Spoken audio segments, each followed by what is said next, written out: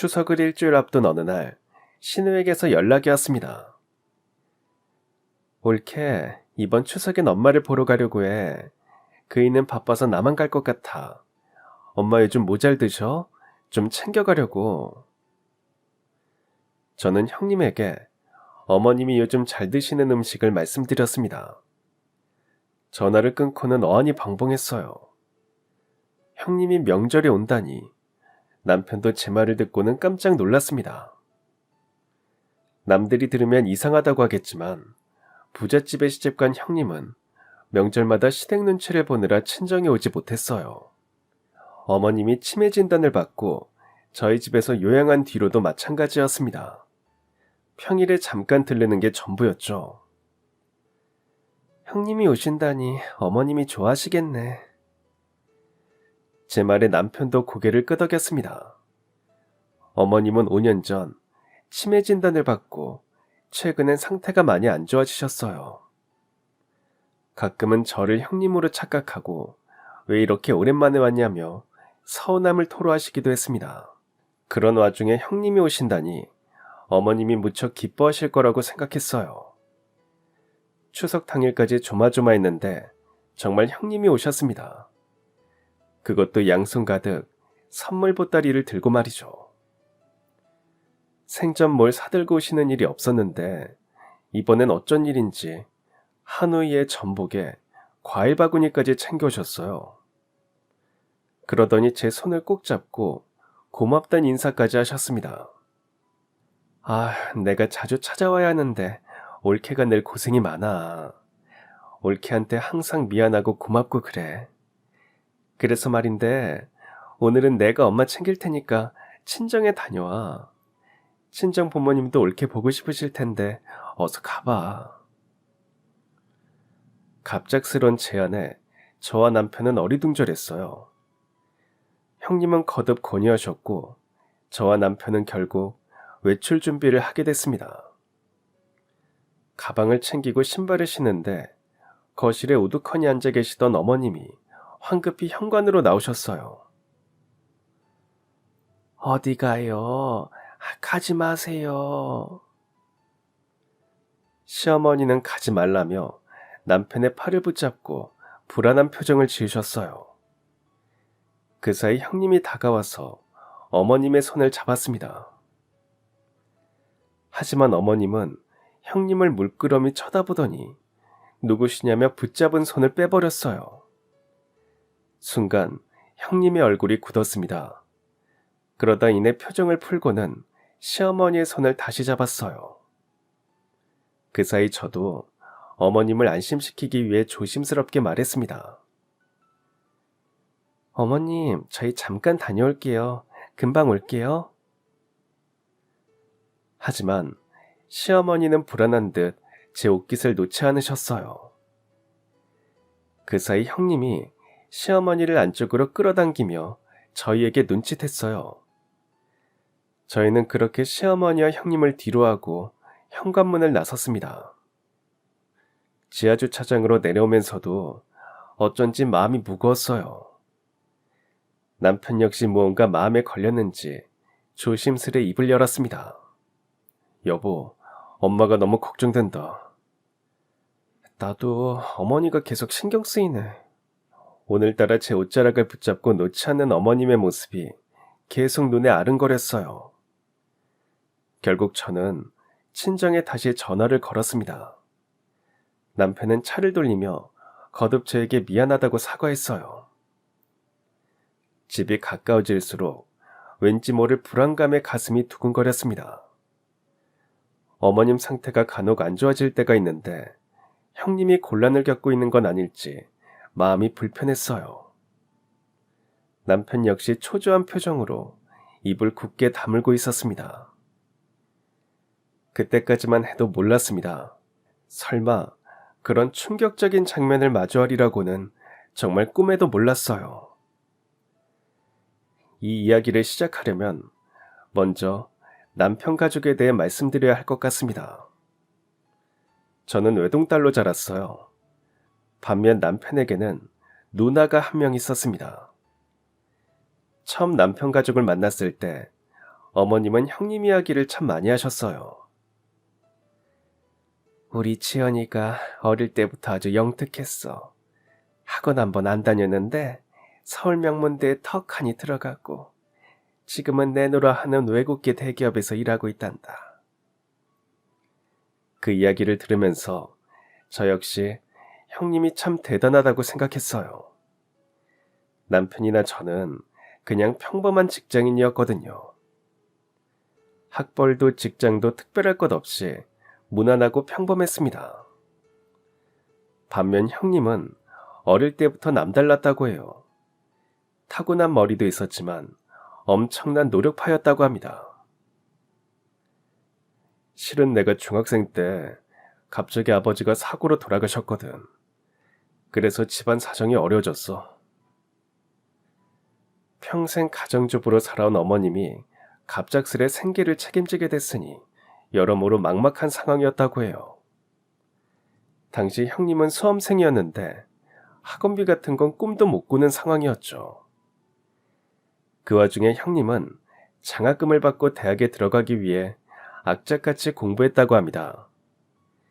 결국 서울 명문대에 수석으로 입학했고 재학 시절 내내 장학금을 받으며 다녔다고 해요.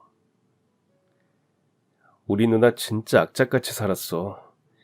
수업 끝나면 용돈 번다고 바로 학원 알바 뛰고 주말엔 과외하고 늘 잠이 부족해서 툭하면 코피를 쏟고 그랬지.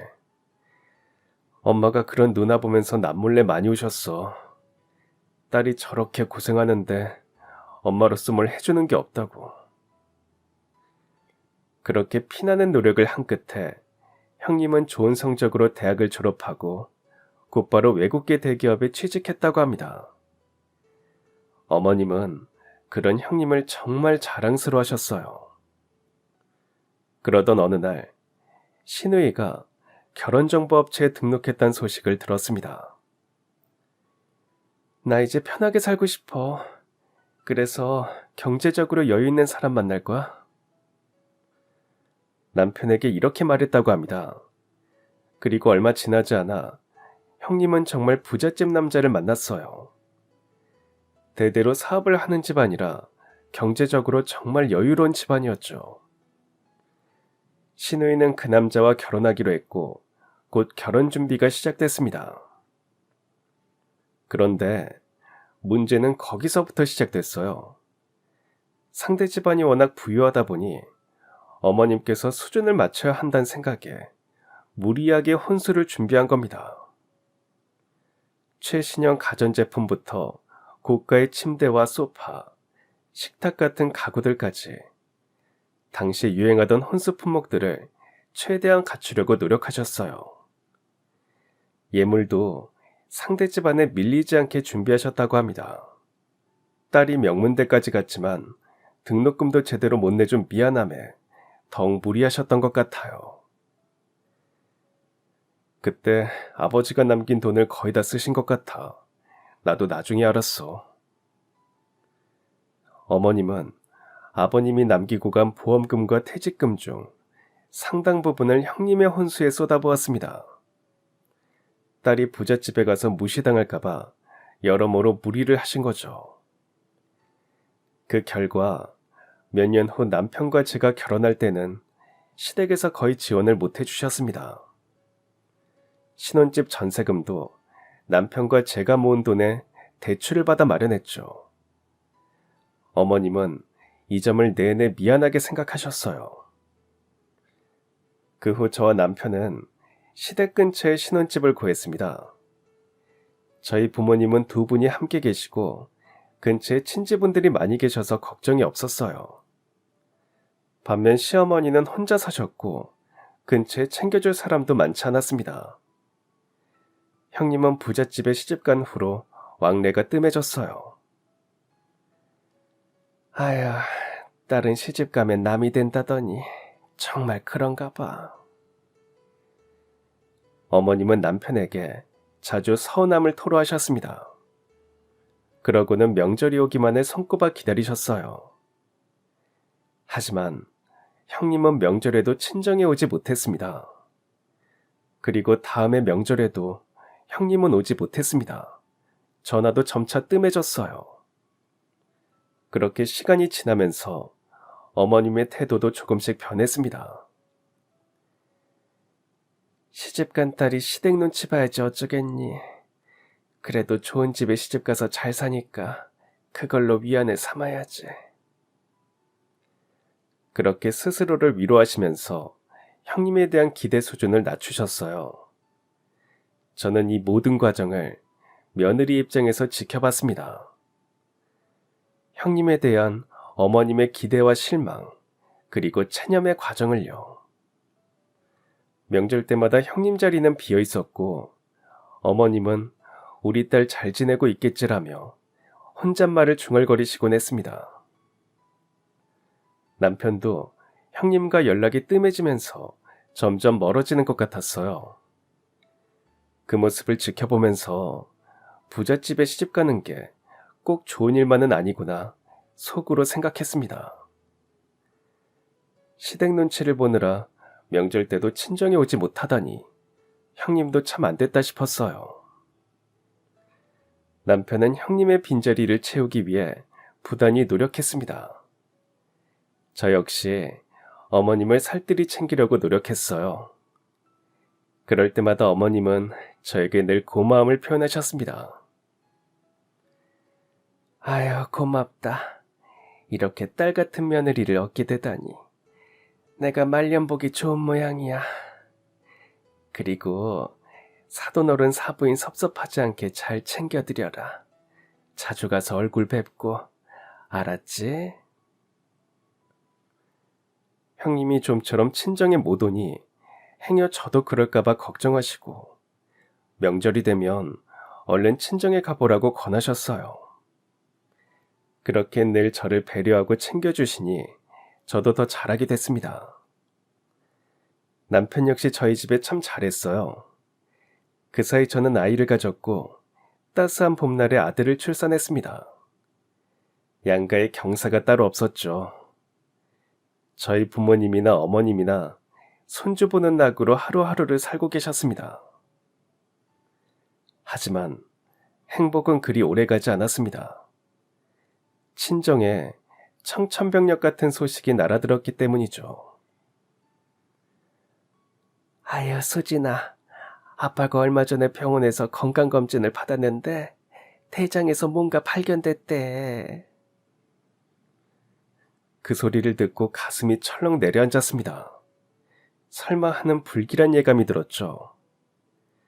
아빠는 곧바로 대형 병원에 가서 정밀검사를 받으셨고 대장암 판정을 받으셨습니다.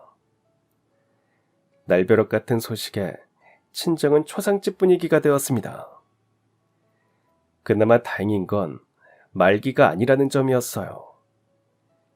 2기 정도였는데 당장 수술과 항암 치료를 받아야 하는 상황이었죠. 병원에선 빨리 수술하면 완치 가능성이 높다고 했습니다. 그런데 상황이 참 여유롭지 않았어요. 그 무렵 제가 아이를 낳고 육아휴직 중이었거든요.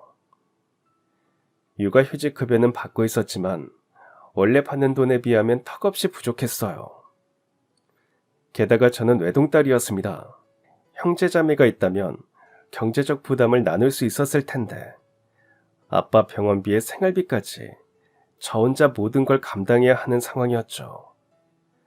저는 막막한 마음에 남편에게 조심스럽게 고민을 털어놓았습니다. 여보, 아빠가 대장암이라서 당장 수술하고 항암 치료를 받아야 한대. 진짜? 말기는 아닌 거지? 치료하면 괜찮아지시는 거지? 근데 병원비도 그렇고 이래저래 걱정이야. 괜찮아, 걱정하지 마. 병원비야 우리가 도와드리면 되지. 우리 형편도 빠듯하잖아. 지금은 당신 혼자 벌고 있는데. 그렇게 말하는데 목소리가 떨렸어요. 남편에게 짐이 되는 것 같아서 미안했고 아빠 생각을 하니 눈물이 났어요. 하지만 남편은 무슨 소리냐는 듯 딱 잘라 말했습니다. 무슨 소리야. 당연히 도와드려야지. 돈은 어떻게든 마련할 테니까 지금은 장인어른 치료에만 전념하자. 알았지? 남편의 흔쾌한 태도에 감동하면서도 한편으로는 걱정이 됐습니다. 그렇게 며칠을 초조하게 보냈어요. 그나마 다행인 건 엄마가 따로 가입해두신 암보험이 있다는 점이었어요. 그 돈으로 수술비와 항암치료비 상당 부분을 커버할 수 있었습니다. 하지만 당장 두 분의 생활비가 문제였습니다.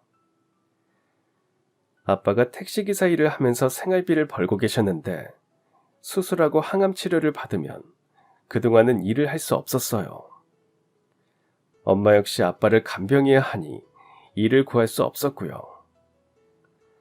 아무리 두 분이 아껴 쓰신다고 해도 매월 나오는 관리비에 공과금 같은 건 어떻게 해야 하나, 그런 걱정에 며칠 동안 밤잠을 설쳤습니다.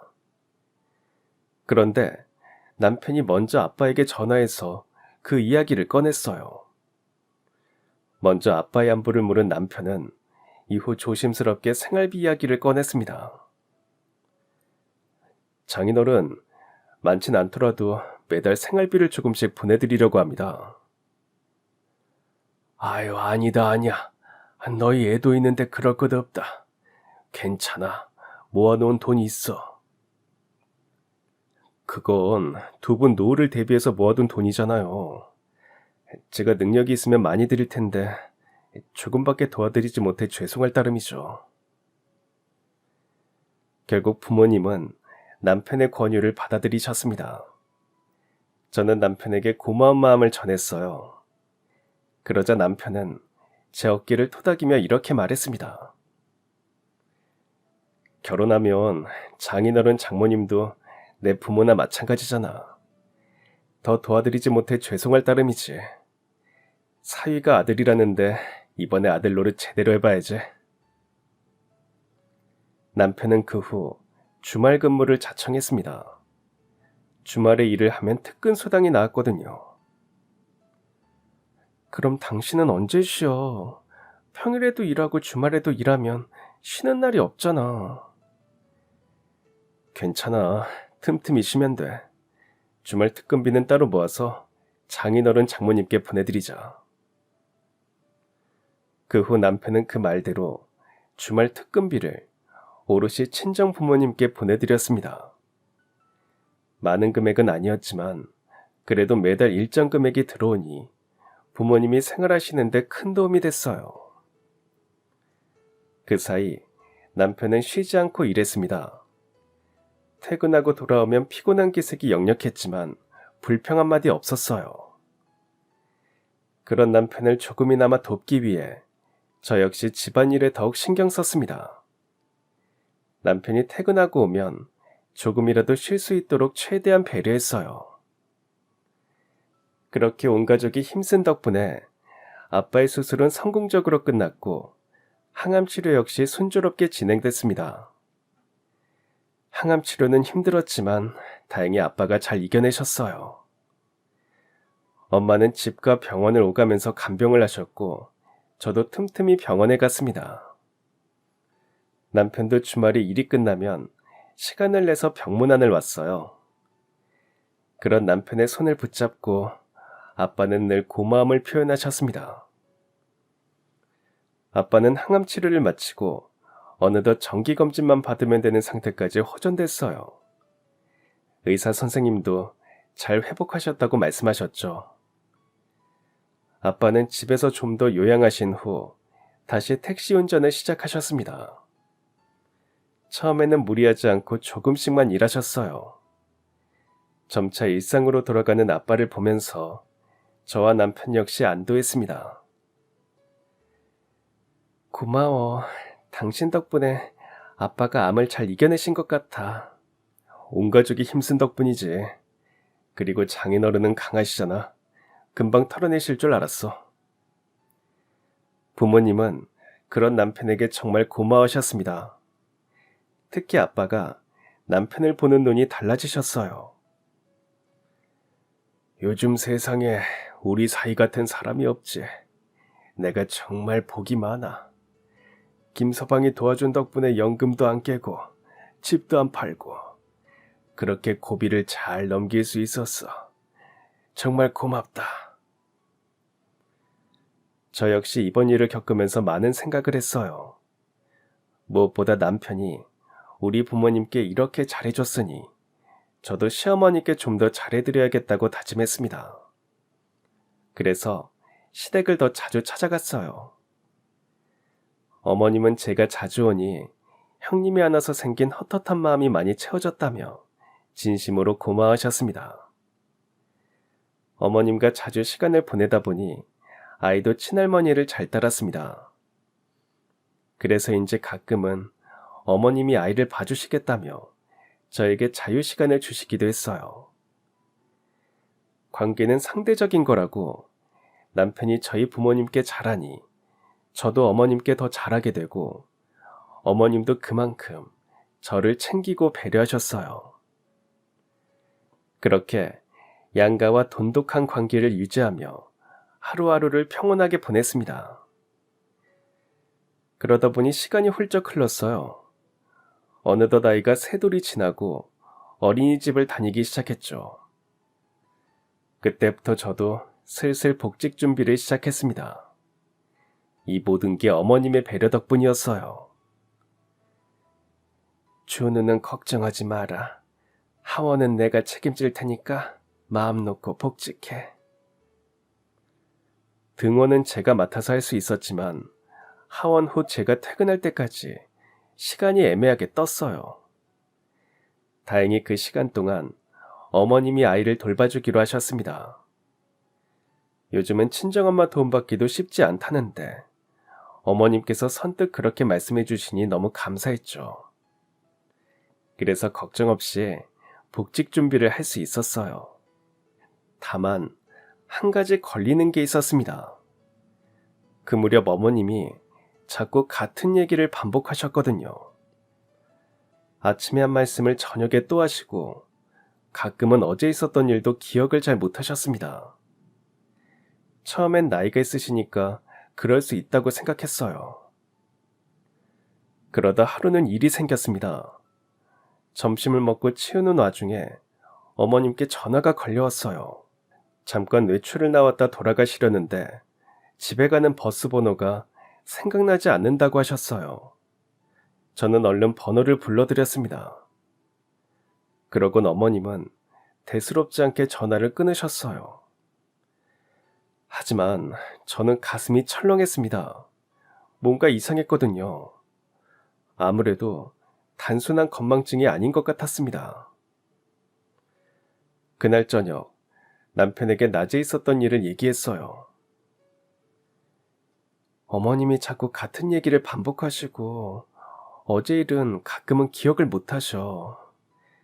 처음엔 연세가 있으셔서 그런가 생각했는데 오늘은 집에 오는 버스 번호를 잊어서 나한테 전화를 주셨어. 아무래도 한번 병원에 모시고 가봐야 할 것 같아. 남편은 제 말을 듣곤 깜짝 놀랐어요. 결국 저는 남편과 함께 어머님을 모시고 병원에 갔습니다. 어머님은 신경과에서 여러 검사를 받으셨어요. 인지기능 테스트도 받으시고 MRI 촬영도 하셨습니다. 그 사이 저와 남편은 제발 저희의 걱정이 기우이기를 바랬어요. 하지만 아니었습니다. 저희의 걱정은 현실이 되고 말았어요. 초기 치매네요. 지금부터 바로 관리하셔야 합니다. 의사 선생님의 말에 저희는 망연자실해졌습니다. 어렴풋이 예상했어도 막상 현실이 되니 너무 충격적이었어요. 남편은 병원에서 나와 곧바로 형님에게 연락을 했습니다. 누나, 엄마가 치매 진단을 받으셨어. 뭐? 엄마가 치매라니, 그게 무슨 소리야? 핸드폰 너머에서 형님의 놀란 목소리가 들려왔습니다. 남편은 의사에게 들은 어머님의 현재 상태를 이야기해줬어요. 형님은 한참을 듣더니 조심스레 이렇게 물었습니다. 그럼 누가 엄마를 모셔야 하는 거 아니야? 아무래도 그래야겠지. 그 일로 누나랑 상의를 좀 하려고 하는데. 좀 미안한데 나는 모시기 어려울 것 같아. 형님은 남편의 말에 딱 잘라 그렇게 말했습니다. 그러고는 구구절절 사정을 설명했어요. 지금도 2, 3일에 한 번꼴로 시댁을 오간다. 시댁 행사가 너무 많다. 시댁일이 너무 바쁘다. 대충 그런 내용이었어요. 남편은 예상했다는 듯 한숨을 내쉬며 알았다고 답했습니다. 그날 밤 저와 남편은 어머님을 어떻게 모셔야 할지 의논했어요. 저 역시 복직을 앞두고 있던 터라 머릿속이 복잡했습니다. 복직을 더 이상 미룰 순 없었어요. 결국 회사를 다니면서 그 비용을 오롯이 어머님 간병비로 쓸지, 아니면 회사를 포기하고 어머님을 직접 모실지 양자택일을 해야 했어요. 저는 고심하다가 조심스레 입을 열었습니다. 여보, 어머님 우리가 모시자. 뭐? 당신 복직 앞두고 있잖아. 이번에 복직 안 하면 회사 그만둬야 한다면서. 그만두면 나중에 다른 회사 들어가면 되지. 하지만 어머님은 지금 당장 누군가 모셔야 하는 상황이잖아. 그래도 당신이 너무 많은 걸 포기하고 희생하게 되잖아. 그게 무슨 소리야. 당신도 우리 아빠 아플 때 그랬잖아. 주말에도 일하면서 특근비 보내주고 병원비 챙겨주고. 그야 내가 할 수 있는 일이니까 했지. 나도 그래. 내가 할 수 있는 일이니까 하는 거야. 조금 힘들더라도 당신이랑 내가 모시자. 그 편이 어머님께도 좋을 거야. 여보, 고마워. 정말 고마워. 다음날 남편은 형님에게 이 사실을 알렸습니다. 그러자 곧바로 형님에게 전화가 걸려왔어요. 올케가 엄마를 모신다고 했다면서? 정말 고마워. 어려운 결정이었을 텐데 내가 올케 볼 면목이 없다. 올케가 이렇게 애쓰는데 나도 뭐라도 해야지. 병원비는 내가 책임질 테니까 걱정하지 마. 조만간 찾아갈게. 도와줘서 정말 고마워.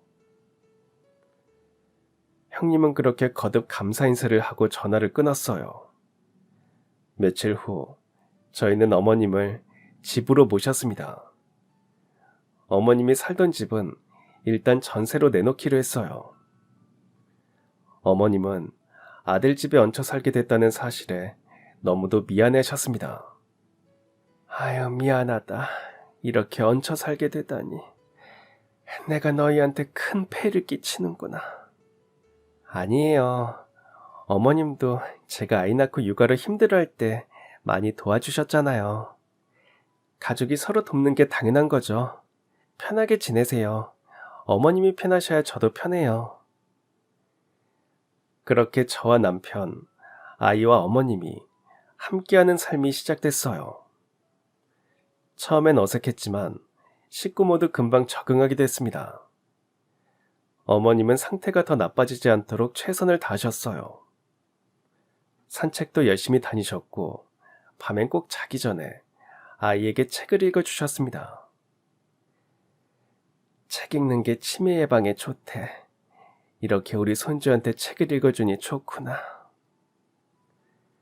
아이 역시 할머니와 나란히 앉아 책 읽는 걸 무척 좋아했어요. 저도 기꺼운 마음으로 어머님을 챙겼습니다. 치매에 좋다는 음식을 찾아서 해드리고 산책길엔 항상 함께했어요. 그 사이 형님이 저희 집에 찾아왔습니다. 형님은 어머님을 보고 목이 메인지 한참 동안 아무 말도 못했어요. 엄마 미안해. 내가 그동안 너무 무심했지. 아유, 아니야. 너도 사는 게 바빠서 그랬지 뭐. 그 사이 새아가가 나를 얼마나 살뜰히 챙겨줬는지 그저 새아가한테 고마울 따름이다. 올케, 정말 고마워. 그리고 미안해. 아, 아니에요, 형님. 형님과 어머님은 그동안 밀린 이야기를 나눴습니다. 1시간 정도 지났을까요? 형님 핸드폰으로 전화가 걸려왔어요. 형님은 전화를 받곤 곧바로 자리에서 일어났습니다. 어머, 벌써 가시게요? 어, 지금 바로 들어오라고 하시네. 엄마, 나 가볼게. 한창 이야기를 나누다가 갑자기 형님이 간다고 하니 어머님은 내심 서운한 듯 했어요. 그런 어머님의 마음을 잘 알기에 저는 현관문까지 형님을 배웅하며 이렇게 말했습니다. 형님, 어머님이 형님을 많이 보고 싶어 하셨어요. 바쁘시더라도 종종 와주세요. 알겠어. 조만간 다시 올게. 신우는 그렇게 말하고 돌아갔습니다.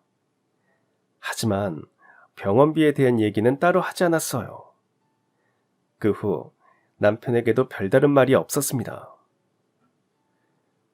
병원비 얘기는 따로 없으셨지? 아무래도 누나가 돈을 벌고 있지 않으니까. 그래서 시댁돈 쓰기 눈치 보이는 모양이야. 남편 역시 난처한 듯 말끝을 흐렸어요. 그땐 서운한 감정보다 형님도 참 안 됐다는 생각이 들었어요. 부잣집에 시집 간다고 다 좋은 게 아니구나. 내 부모 얼굴도 마음껏 보러 오지 못하고 돈도 제대로 못 쓰고 형님도 나름 힘든 입장인 것 같았습니다. 그래서 저 역시 병원비에 대해 별다른 말을 하지 않았어요.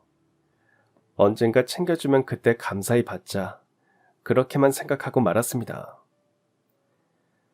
어머님을 모신 후 1년 정도는 어머님 상태가 괜찮았습니다. 하지만 시간이 흐르면서 점차 상황이 악화되기 시작했어요. 어머님의 기억력이 점점 더 나빠졌거든요. 같은 질문을 하루에도 몇십 번 반복하시고 어제 뭘 했는지, 아침에 뭘 먹었는지도 기억을 못 하실 때가 많았습니다. 시간이나 요일도 점차 헷갈려 하셨어요. 때로는 지칠 때도 있었지만 티내지 않으려고 노력했습니다. 지금 가장 속상한 사람은 어머님이라는 걸 잘 알았기 때문이죠. 어느 순간부터는 어머님이 저를 종종 형님으로 착각하기 시작했어요. 아무 전조 없이 갑자기 저를 보시면 형님 이름을 부르시곤 했습니다. 어머, 지연아, 어쩐 일이야. 어머님, 저 수진이에요. 어머님 며느리요. 에? 아이, 그럼 우리 딸은 어디 있어? 아야, 보고 싶은데. 요즘 형님이 좀 바쁘세요. 그래? 우리 딸이 바쁘구나. 아야, 언제 올까? 조만간 오실 거예요. 그렇게 둘러대면서 묘한 죄책감을 느꼈습니다. 어머님을 실망시키지 않기 위해 그렇게 답하면서도 마음이 무거웠어요. 그 사이 어머님이 저를 형님으로 착각하는 날들이 점차 많아졌습니다.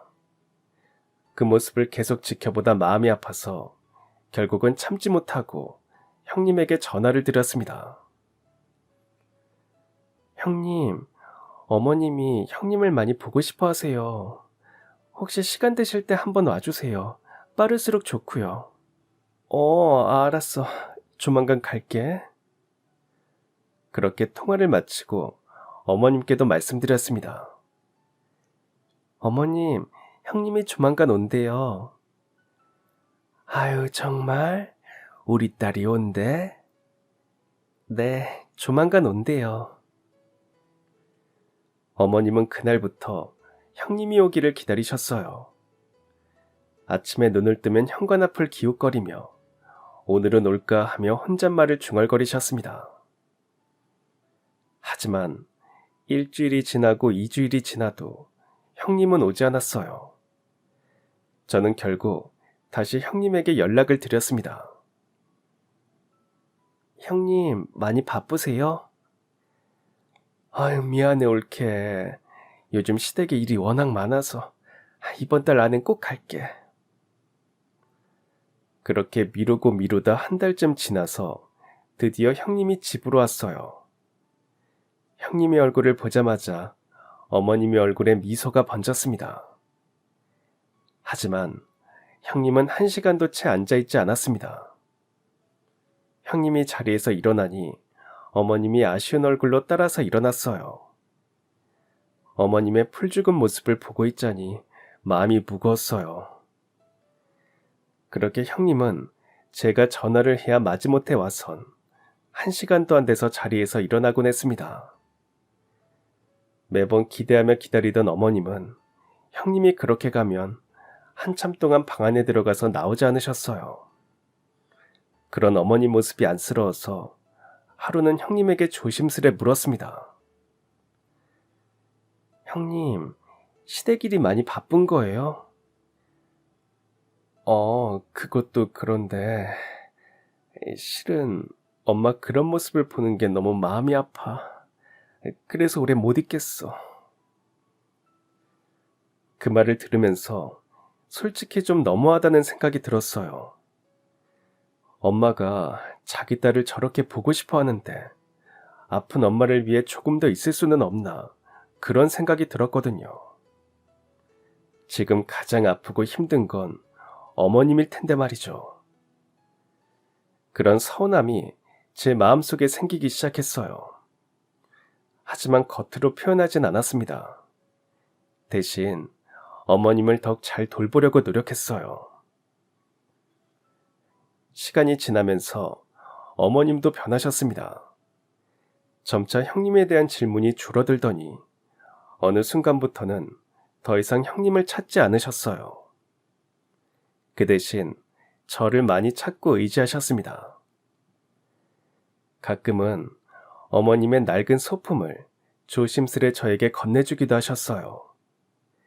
그럼 저는 감사하다고 인사하며 소중히 받아들었습니다. 그렇게 또 몇 년이 흘렀어요. 그 사이 저와 어머님은 서로를 위하며 살아갔습니다. 물론 어머님의 치매 증상이 심해져서 힘들 때도 있었습니다. 하지만 저는 묵묵히 감내했어요. 남편 역시 그런 저에게 고마워하며 더욱 잘했습니다. 동시에 저희 친정에도 참 잘했어요. 여보 너무 고마워. 이걸 다 어떻게 갚아야 할지 모르겠다. 가족끼리 그런 게 어딨어. 그냥 당신이나 나나 양가 부모님께 최선을 다하자. 그렇게 지내니 힘든 일도 함께 이겨낼 수 있었어요. 그 사이 저나 남편도 형님에 대한 기대를 서서히 접게 됐죠.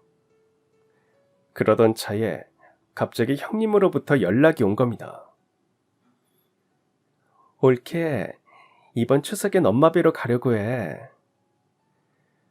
전화로 그렇게 얘기할 때만 해도 정말 오려나 싶었는데 추석 당일 형님이 진짜 나타났습니다.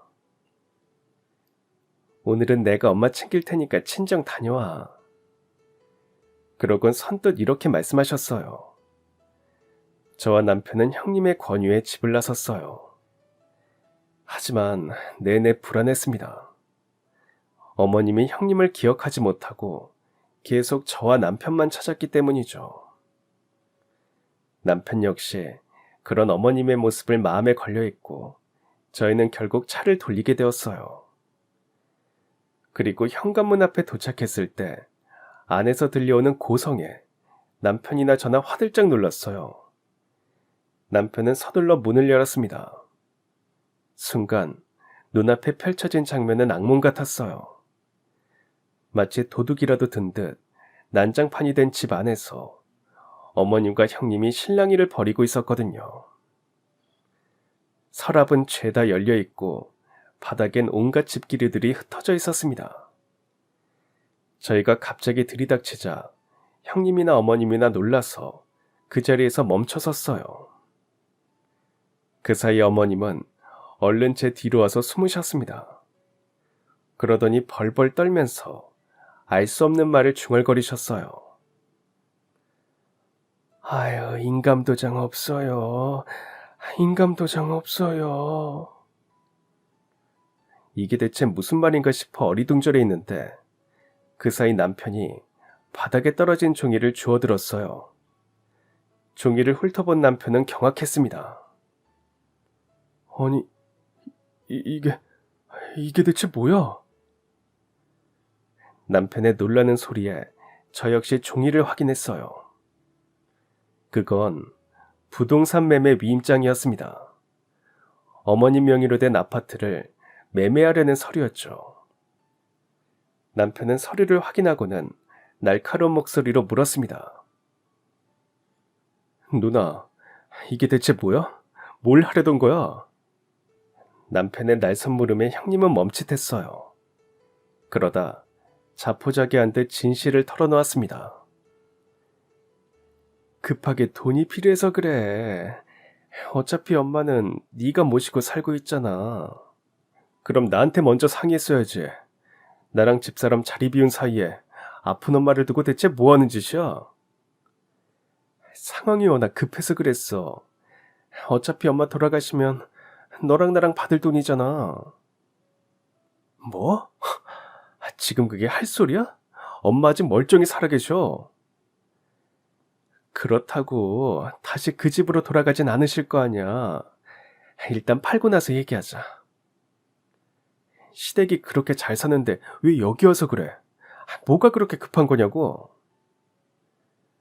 다짜고짜 집부터 팔자는 형님을 보며 남편이 결국 참지 못하고 물었어요.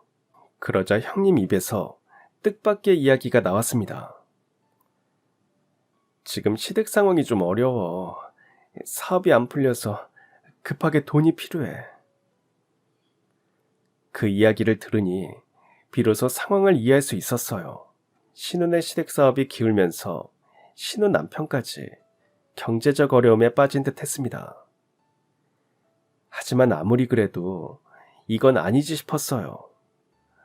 어머님 아파트는 명백히 어머님 재산이었습니다. 아무리 치매를 앓고 계신다고 하지만 정신이 또렷이 돌아오실 때도 많았어요. 그럴 때 어머님께 먼저 상황을 설명드리고 도움을 요청하는 게 맞다는 생각이 들었습니다. 남편 역시 같은 생각인 듯 형님을 매섭게 몰아붙였어요. 아무리 상황이 그래도 그 아파트는 명백히 엄마 재산이야. 그럼 엄마한테 먼저 양해를 구해야지. 엄마 어차피 제정신 아니잖아. 너랑 이렇게 입씨름할 시간 없어. 그냥 너랑 나랑 얘기해. 그럼 되잖아. 형님은 뭐가 그렇게 급한지 막무가내였어요. 결국 남편이 폭발하고 말았습니다.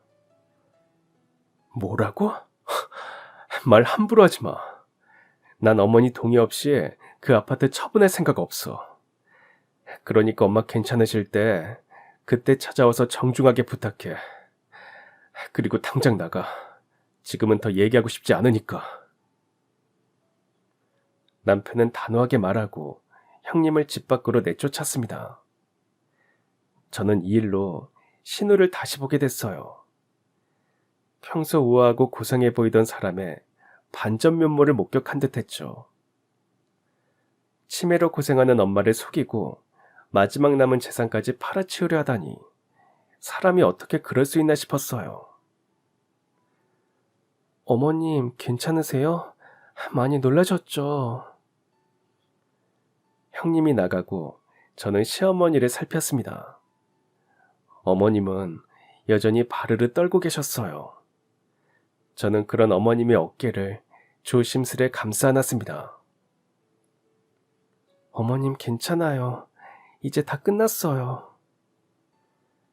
그런데 그 순간 어머님이 갑자기 자리에 주저앉으셨어요.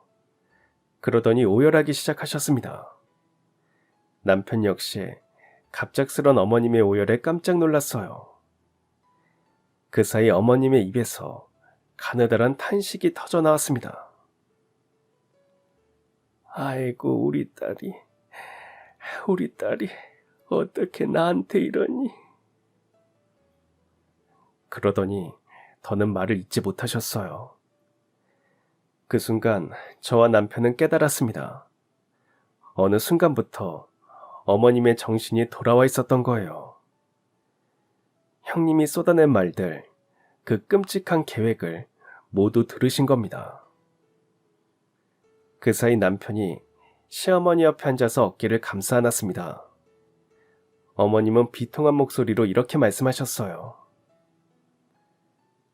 내 딸이 나를 속이려 들다니. 아휴. 어머님은 그 뒤로도 한참을 우셨습니다. 실망과 분노, 서운함과 배신감, 그 모든 게 한데 뒤엉켜 좀처럼 감정을 추스르지 못하셨어요. 몇 시간 뒤 겨우 진정한 어머님은 선언하듯 이렇게 말씀하셨습니다. 그 아파트 처분해도 된다.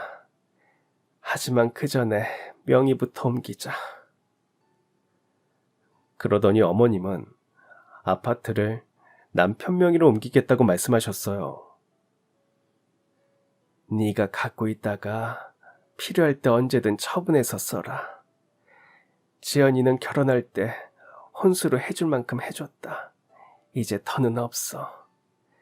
그 아파트는 너랑 준우 엄마가 갖거라. 그렇습니다. 어머님은 형님의 행동에 분노하셨고 마지막 남은 재산을 저와 남편에게 주겠다고 선언하셨어요. 내 정신이 온전할 때 처리하는 게 좋겠다. 내일이라도 변호사 상담 받아보자. 남편은 일단 갖고 계시라고 했지만 어머님은 뜻을 굽히지 않으셨어요. 결국 며칠 뒤 어머님의 정신이 온전할 때 함께 법률사무소에 가서 상담을 받았고 변호사 입휘 아래 아파트를 남편 명의로 이전했습니다. 그 사이 형님은 여러 차례 남편에게 연락을 해왔어요. 그땐 내가 너무 경황이 없어서 상황을 제대로 설명하지 못했어. 네가 오해할 만해. 미안해. 됐어. 사과는 내가 아니라 엄마한테 해야지. 알았어. 조만간 찾아갈 거야. 하지만 이번엔 어머님이 형님을 보지 않겠다고 선언하셨어요. 눈 감는 그 순간까지 네 누나 얼굴은 보고 싶지 않다. 형님은 결국 남편에게 매달렸습니다. 내가 오죽하면 이러겠니. 그 아파트 팔면 그래도 몇 억은 되잖아. 누나 좀 도와줘. 그동안 어머니 아플 때 뭐 했어? 이제 와서 돈이 필요하니까 이러는 거야? 결국 남편 역시 어느 순간부터 더 이상 형님 전화를 받지 않았어요.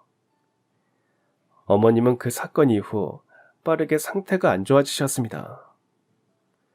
결국 1년 남짓 투병하시고는 세상을 떠나셨어요. 아마도 형님에 대한 마음의 상처가 매우 컸던 것 같습니다. 평생 믿고 자랑스러운 딸이었는데 자신을 그렇게 대했다는 것에 대해 눈을 감는 그 순간까지도 원통해 하셨어요. 어머님의 임종을 지키지 못한 형님은 침통한 표정으로 장례식장에 찾아왔어요. 1년 정도 못 본 사이 사람이 어딘가 수척해져 있었습니다. 형님은 남편을 보자마자 아파트를 어떻게 했는지부터 물었어요. 그 아파트 아직 안 팔았지? 아파트를 물을 게 아니라 매형이 어디 있는지 그 얘기부터 해야지. 아무리 그래도 장모님 장례식 때는 와봐야 하는 거 아니야? 남편의 물음에 형님은 대답하지 않았어요. 지금 그게 중요한 게 아니잖아. 아파트 이제 정리할 수 있는 거지? 그 모습에 정이 뚝 떨어졌는지 남편은 차갑게 대꾸했습니다. 엄마가 명의를 내 쪽으로 넘겨주셨어. 그 얘기를 듣자 형님의 얼굴이 창백해졌어요. 그게 무슨 소리야? 그걸 네 명의로 넘겨서 뭘 어쩌자는 거야. 나도 엄연히 자식인데. 그러더니 형님은 유류분 소송을 하겠다고 말했습니다. 마음대로 해. 난 어머니 뜻을 거스를 생각 없으니까. 남편과 형님은 그 후 장례식 내내 말 한마디 섞지 않았습니다. 형님의 시댁 식구들은 끝내 모습을 드러내지 않았어요. 형님의 남편 역시 마찬가지였습니다. 처음엔 뭐 이런 집안이 다 있나 싶었는데 나중에야 진실을 들을 수 있었어요. 장례가 끝나고 며칠 뒤 변호사 상담을 마친 형님이 다시 저희 부부를 찾아왔기 때문이죠. 시어머님이 증여할 당시 의사 능력이 있었고 지난 5년 동안 간병 및 생활보조 등 장기간 봉양에 대한 대가로 증여되었기 때문에 유류분 산정에서 제외된다는 걸 안 형님은 저희를 찾아와서 눈물로 호소했습니다. 엄마 장례식 때 그이가 못 온 건 다 이유가 있어서 그래. 지금 구치소에 있거든. 형님이 어렵게 꺼낸 이야기에 저나 남편이나 깜짝 놀랐습니다. 알고 보니 형님네 시댁 상황은 지난 1년 사이 악화일로를 걸은 듯 했어요. 망하기 일보 직전인 사업에 무리해서 투자금을 끌어오다가 결국 사기죄로 고소를 당하고 만 겁니다. 이 일로 형님 남편은 구치소에 수감되었고 집안이 발칵 뒤집혔다고 해요. 이대로 가면 사기죄로 징역을 살 수도 있대. 어떻게 합의금이라도 좀 마련해주면 안 되겠니? 그 말을 들으면서 남편은 침묵했습니다. 그 사이 형님은 시댁 상황을 구구절절 설명했어요. 누나는 시댁만 식구고 우린 식구가 아니야? 시집간으로 우린 완전 뒷전이었잖아. 엄마가 아파서 몸져 눕고 누나를 그렇게 애타게 찾을 때 한 번이라도 먼저 와서 들여다본 적 있어? 남편의 말에 형님은 아무 대답도 못했어요. 아마 입이 10개라도 할 말이 없었을 겁니다. 저 역시 어머님이 돌아가시기 전에 저에게 남긴 유언을 떠올렸어요. 네가 딸보다 더 딸 같은 며느리였다. 신우한테 절대 이런 한 푼 주지 말아라. 결국 남편은 형님의 요청을 거절했고 그 일로 두 사람은 거의 의절하게 되었습니다. 완전히 남남처럼 지내게 된 거죠. 그 이후로는 서로 연락도 없었고 만남도 없었어요. 저는 가끔 생각합니다. 만약 형님이 그렇게 몰래 아파트를 팔려고 하지 않고 남편과 어머님께 솔직한 사정을 말했다면 어땠을까 하고요. 남편과 어머님의 성정상 도와줬을 겁니다. 어머님을 속이지 않고 사업이 어려졌다, 도움을 달라고 간절히 부탁했다면 어머님도 하나뿐인 딸을 위해 뭔가 해주려고 하셨을 거예요. 어쩌면 이 모든 일을 형님이 자초한 게 아닐까, 그런 생각에 씁쓸해지고는 합니다. 오늘 제 사연은 이걸로 마치겠습니다. 긴 이야기를 들어주셔서 감사합니다. 그럼 지금까지 사연 들어주셔서 감사합니다. 사연이 재밌으셨다면 구독과 좋아요 부탁드려요. 감사합니다. 안녕히 계세요.